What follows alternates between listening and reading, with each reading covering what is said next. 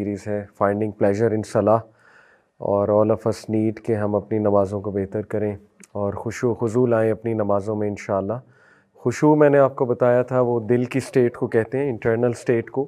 خضوع جو ہے یہ فزیکل سٹیٹ ہے، جو باڈیلی پوسچرز ہوتے ہیں۔ تو اچھی نماز کے لیے خشوع بھی ضروری ہے اور خضوع بھی ضروری ہے، یعنی انسان کے اندر خشیت ہو، اللہ کا خوف ہو، ایموشنز ہوں، جذبات ہوں نماز میں۔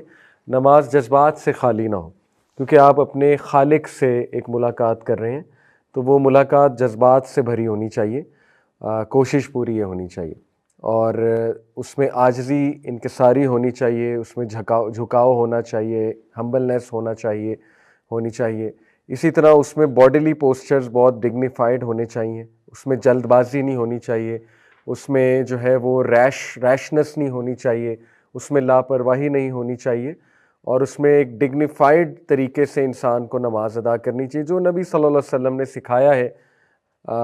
ڈفرینٹ پوسچرز ہیں، کھڑے کیسے ہونا ہے، دیکھنا کہاں ہے، نظر کہاں پہ رکھنی ہے، اور ظاہر ہے کہ آپ نے کندھوں کو کیسے رکھنا ہے۔ نبی صلی اللہ علیہ وسلم نے فرمایا کہ بہترین نماز وہ ہے جس میں کندھے سافٹ ہوں، یعنی بہت ہارڈ نہ ہو، کیونکہ اکڑے ہوئے ہیں کندھے تو پھر یہ ظاہر ہے انسان ویسے بھی کھڑا ہوا اچھا نہیں لگتا اکڑی ہوئی پوزیشن میں۔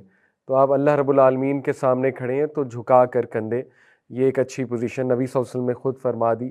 پھر سجدہ، اس کا کیسے پوسچر ہونا چاہیے۔ 7 بونز پہ ہوتا ہے سجدہ، حدیث ہے، وہ میک شور ساری بونز زمین پر لگ رہی ہیں، جن میں ناک ہے، یہ ہے، باقی ہاتھ ہیں آپ کے، ٹھیک ہے۔ تو اسی طرح رکوع ہے، رکوع میں کمر سیدھی ہونی چاہیے اور ایک ڈگنیفائڈ پوسچر ہونا چاہیے۔ تو یہ خضوع کا پارٹ ہے۔